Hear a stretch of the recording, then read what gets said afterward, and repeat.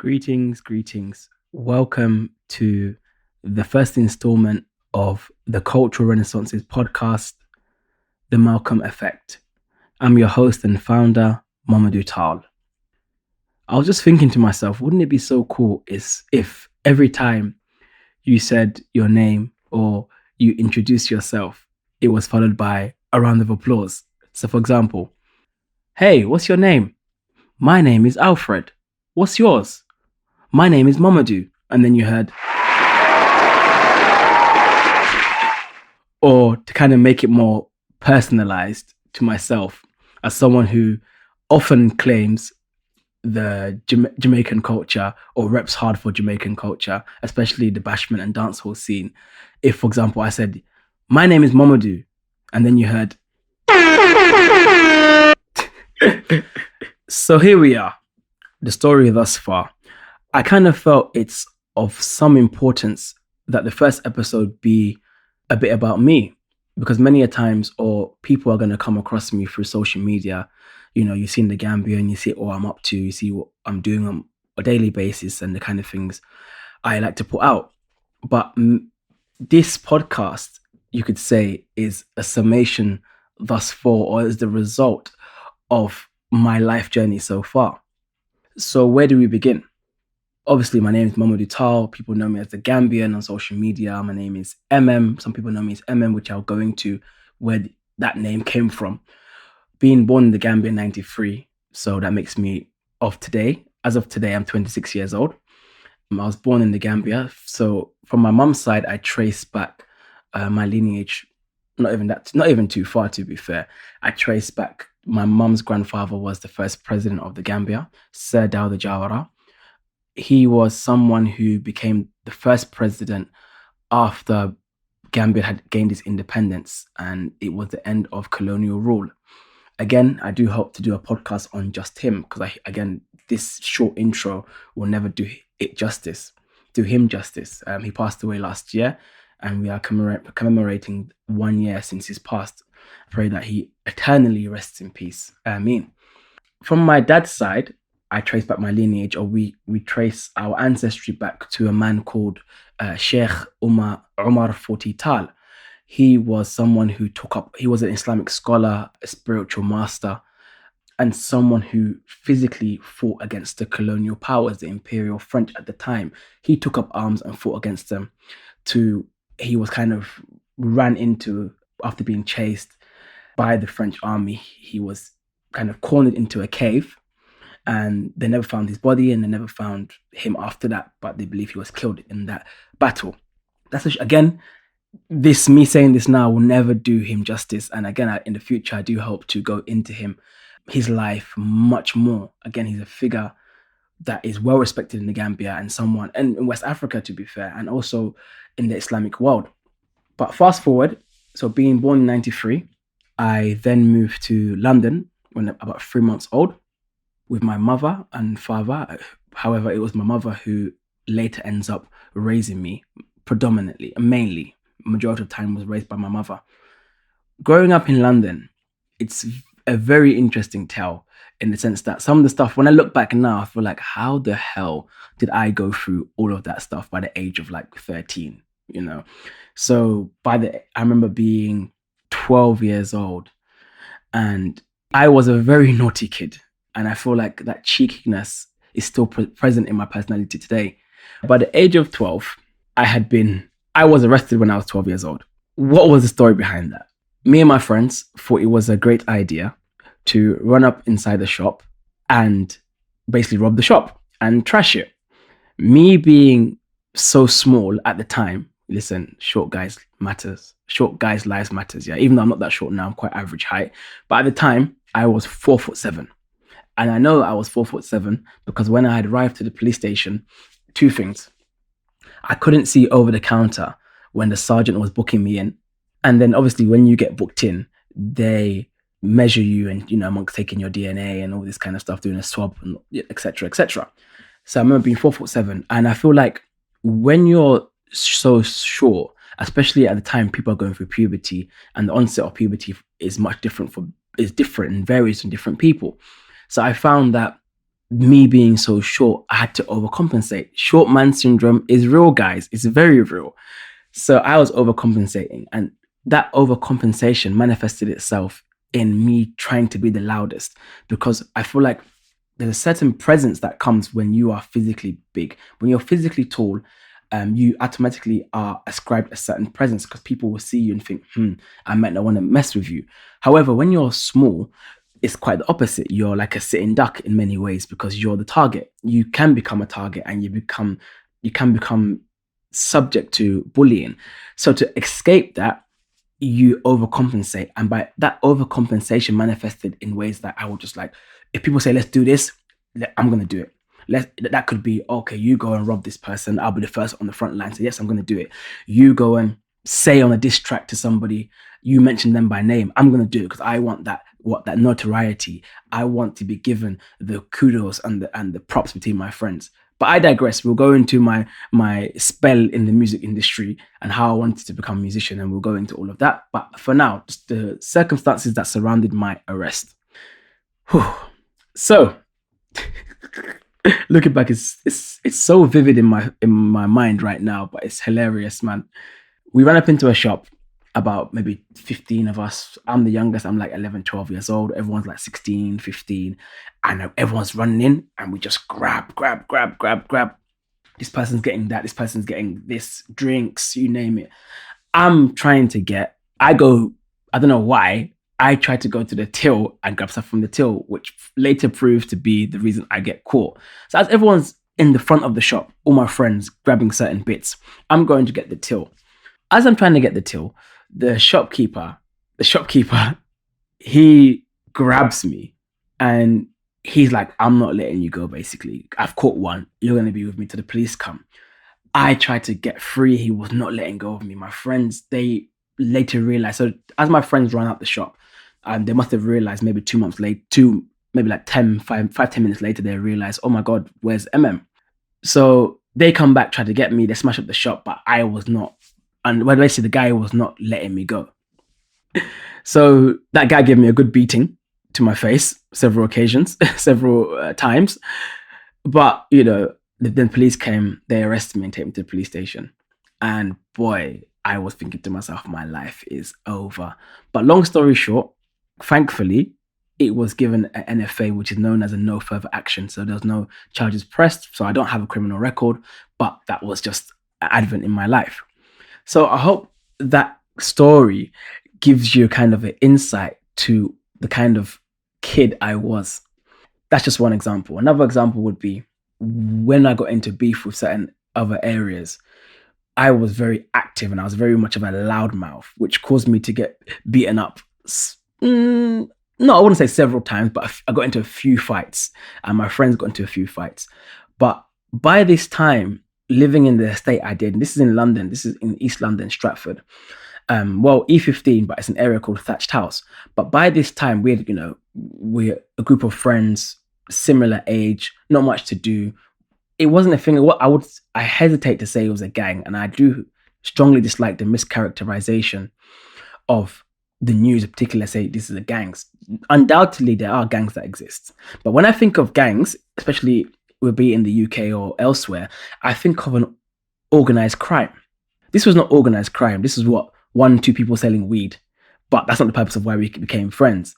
We became friends because we were similar age group, lived in the same, lived in walking distance of each other, and this is what became our friendship group.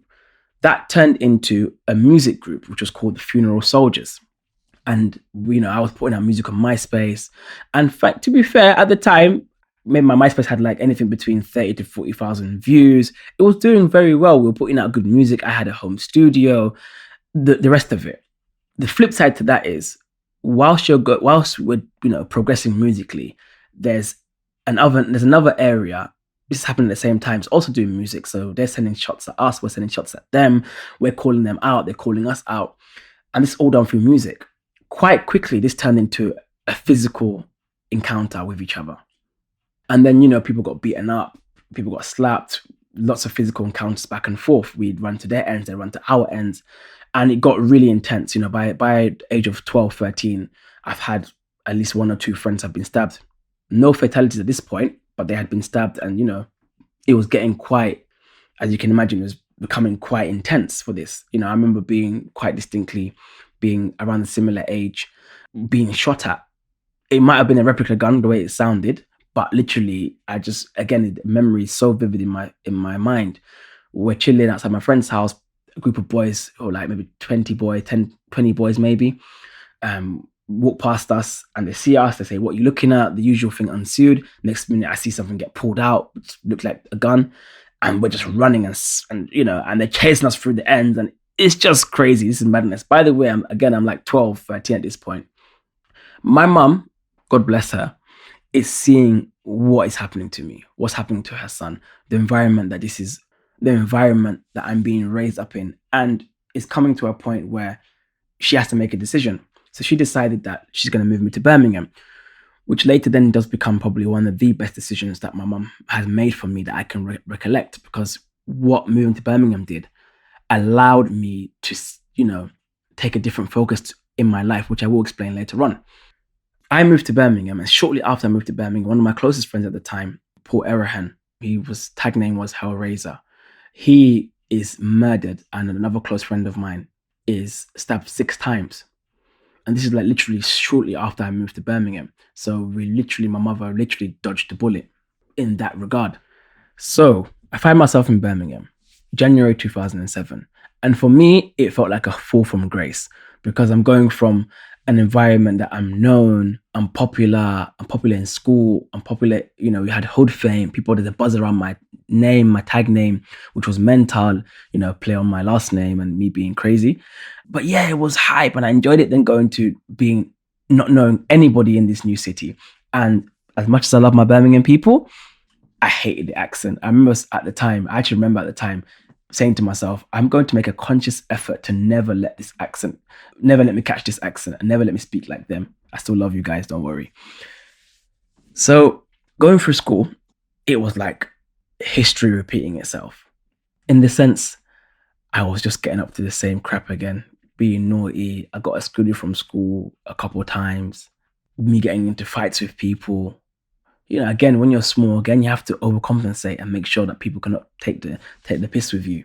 But I kind of, looking on hindsight, I felt my mum, because she didn't know what to do with me, in the sense that she's like, this guy he does get good grades. He does very well in school academically. It's just the other stuff. So clearly I had the aptitude. I just didn't have the level of focus which was required. Until there's a few pinnacle moments in my life, which I attribute to the way I am today. And the first one, not the first one, but one of them being the election of Barack Obama.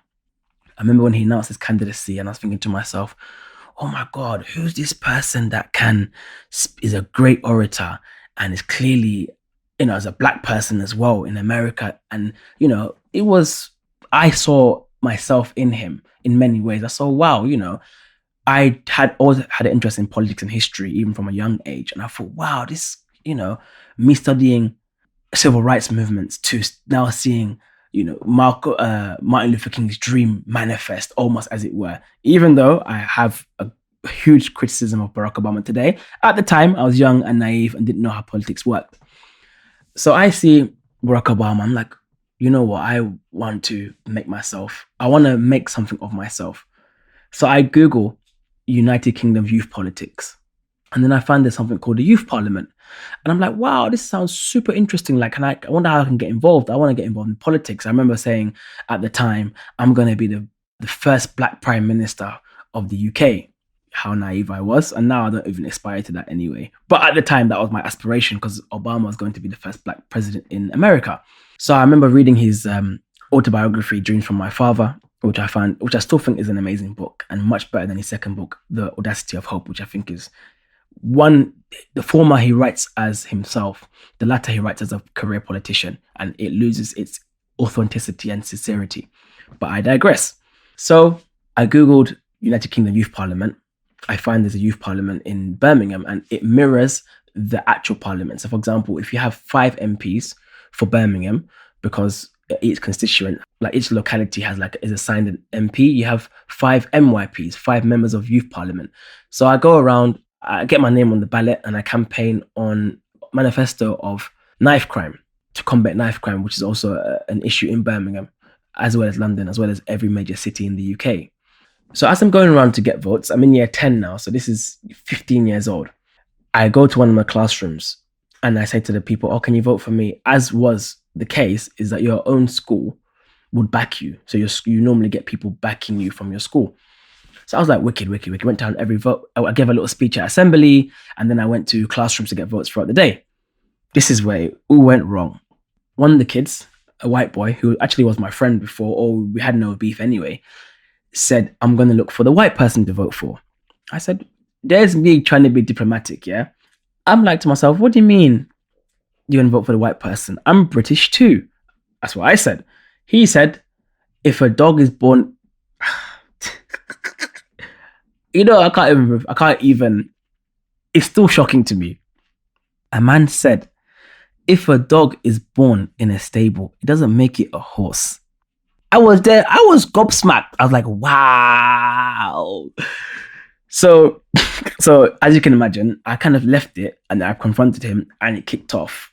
And then that turned into another whole drama. I had a fight with him.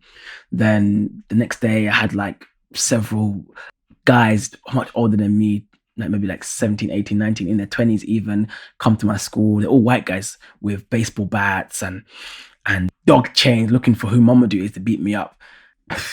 Stress. You'd think that I've left that life behind, and I actually had made active steps to kind of transform.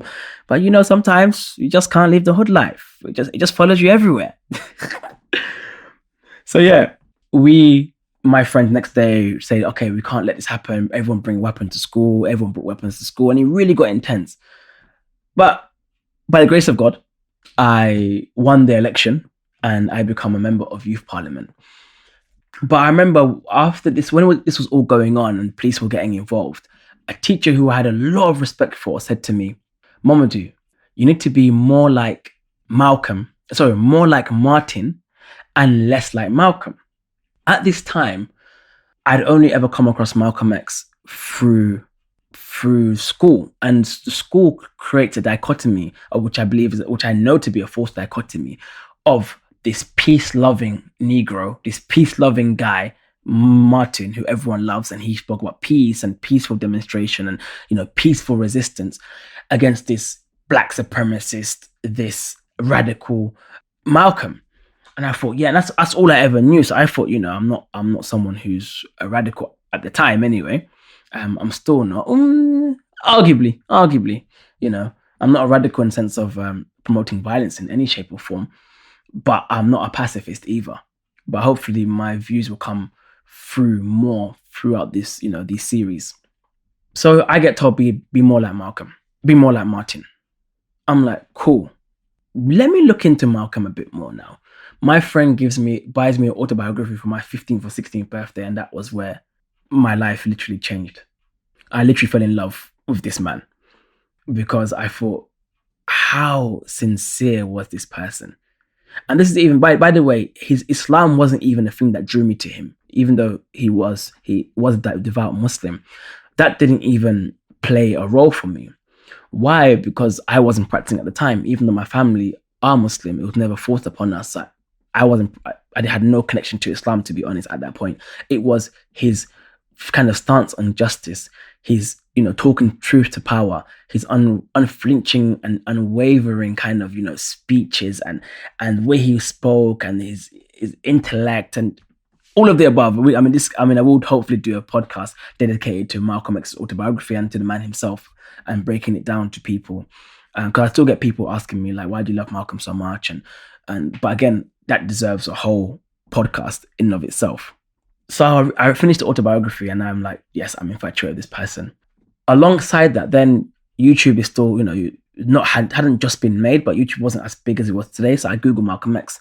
And then one of the first speeches that come up is, who taught you to hate yourself? Who taught you, please, who taught you to hate the texture of your hair? Who taught you to hate the color of your skin to such extent that you bleach to get like the white man? Who taught you to hate the shape of your nose and the shape of your lips? Who taught you to hate yourself from the top of your head to the soles of your feet? Who taught you to hate your own kind? Who taught you to hate the race that you belong to? So much so that you don't want to be around each other. No, before you come asking Mr. Muhammad, does he teach hate? You should ask yourself, who taught you to hate being what God gave you? I tell you why that was so powerful for me growing up. As Skepta so eloquently and succinctly says in his famous line, I think it's the song with Wizkid, he says, "When I was younger, being African was a diss. It sounds like you need help saying my surname, miss." And that is the reality that many African dark skin, particularly African dark skin kids, young people can relate to, of my generation at least. I mean, now we know that what it means to be black nowadays is associated with West African. So the cultural expressions of West Africa, particularly Nigeria, is synonymous with blackness, especially for those in the diaspora. But when I was growing up, that wasn't the case. Being black, the cultural expressions of the Caribbean, particularly Jamaica, was what it meant to be black. So everyone said wagwan, everyone knew what jerk chicken, what jerk chicken and curry mutton and, oxtail and all these things. And the opposite was true in the sense that being from Africa was seen as an insult. So naturally, you put on a brave face. But I know, I can only speak for myself, but I know many people in my position, many people in a similar age range to me at the time can attest to the fact that they had internalized insecurities. The insecurities that, so for example, the kinky hair, the African nose, the African lips, these things were not seen as desirable in society. And this crept in and permeated school life. For example, we all know the lighties got all the attention, dark skinned guys didn't. And naturally, you put on a brave face and not say anything. And I think at that age, you don't even have the language of expression. You can't even express yourself. You don't even know what's happening. But all you do know is that you internalize self-hatred. And I know I, for one, definitely did. So when I heard Who Taught You How to Hate Yourself by Malcolm, I was like, this is it. This is actually it. This is what I needed to hear. And it set myself off, I was thinking to myself, if you thought I was confident before with my short ass, you guys wait for me now. Now I'm not just overly compensating. Now I'm empowered. Now I'm an empowered short person. Again, I'm not short. Okay, I'm average height now. This is back in the day. I was a late bloomer. So hearing that and being, having the autobiography by my side, I'm empowered by Malcolm X's message. I'm like, yeah, I'm ready to confront the world. I'm a member of youth parliament now. There was something still missing. And that was clearly a connection to the divine. And then the same friend that bought me the autobiography was a Muslim. And it was Ramadan. I was in year 11 at the time. That makes about 16. This was going to be my first Ramadan that I would have fasted completely, or even taken Ramadan quite seriously. I mean, we all know those people. We would, say we're fasting, but when we go to school, we eat, and then we break our fast when we come home. So I was taking it quite seriously this year. Due to the kind of factors that led up to that, it was just kind of, okay, Malcolm X's Islam intrigued me, but also I kind of felt I needed a connection to, I always believed in God. I didn't know what religion to believe in at the time, to be fair. I even had a brief spell of looking to other religions. So I looked into like Christianity, I looked into Buddhism and other religions at the time. And none of them really made sense to me, except for two. Or none of them really appealed to me, because, what makes sense to me might not make sense to other people. But the two particular religions or way of life that appealed to me. And that was Rastafarianism, because I was a heavy listener, and I still am, of reggae music, and I love Bob Marley and the message he put across. And then it was Islam.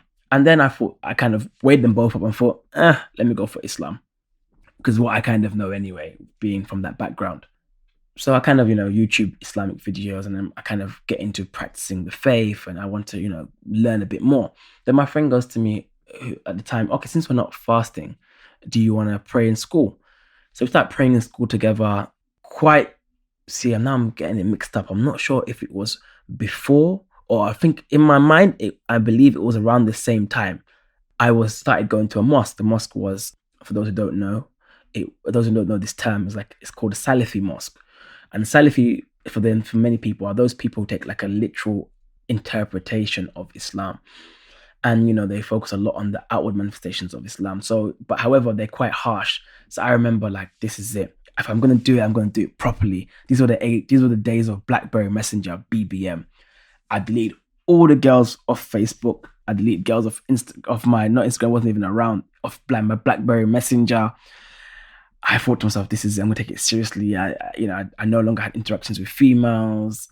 But did it stop listening? I stopped listening to music. It was very much like it just wasn't me though. But I thought this is the way religion has to be. But as quickly as many others do, quickly burnt out quite rapidly. Actually, I burnt out. For, no, I can't do this thing anymore, man. But not even music, not even a dance. Like, come on, man, I'm black. Music just permeates my soul. It's literally nourishment for the soul. And obviously, I know people might say, "Oh my God, how can you say that?" But no, it is. And those who are non-Muslim, those who are Muslim know that, and those who are non-Muslim have written about it. So I kind of leave that, and my friend tells me he showed me another way, and this is the way of what he taught me was traditional Islam. And then I thought, you know what, this makes sense, because even when I was with the Salafi movement, I had questions that their answers were not sufficient for me. I had questions about different aspects of the faith, and it's just like, stop questioning, don't question. You're going to be like these people. God punishes people who question. Just listen and obey. And I was like, that doesn't really sit well with me. So deuces. So I leave the Salafi movement or Salafi interpretation of Islam, and I embrace another school which is a bit more, it's got a legacy going back to the Sallallahu Alaihi Wasallam, peace be upon him. So I mean, I kind of going through the motions of that. I'm studying my faith more, I'm learning my faith more, and I come to the decision that I must, if I want to take this faith very seriously and understand it for myself, I must embark on the journey of studying it for myself. And that's why I was about 17, 18 and decided to myself, I'm going to dedicate my life, or dedicate a significant portion of my life, to studying Islam. So long story short, I come home saying, Mom, I'm not going to university. I'm going to go to desert in Mauritania and study Islam. She says, you're crazy. Those who know African parents, as religious as they are or as Muslim as they are, you can't come home and just say that. You can't come home and say you're not going to go to university. You're not going to university and you're going to become a Islamic scholar. You can do that afterwards, but you got to get your degree first. So I thought, okay, why not? I get my degree in law, I graduate, and then I move to Egypt to study Islam full time. Again, I want to go into these things much more again, but it's just a brief intro. I mean, there's so many factors that surrounded to me moving to Egypt, what's going on in my mind at the time, who I'm in contact with. But I have to say, there's many pivotal people in my life, and I'm going to do separate podcasts with them. I feel it's very important that I highlight the influences in my life, because we live in a time where people claim that they're self-made. And again, these things are not, it's not, oh, you are self-made or you're not self-made. We don't live in a world of binary, there's nuance. But as Dr. Cornel West says, being self-made is somewhat, it ignores all the external influences that have caused you and have aided you to where you are today, be it from family or society, negatively or positively. But either way, you don't exist in a vacuum, you exist in this world.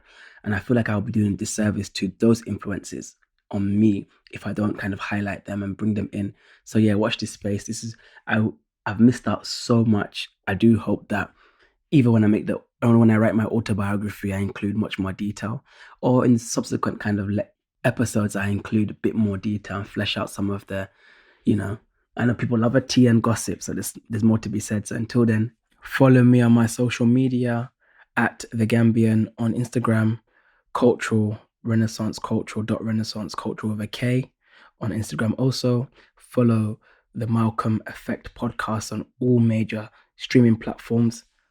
Peace out.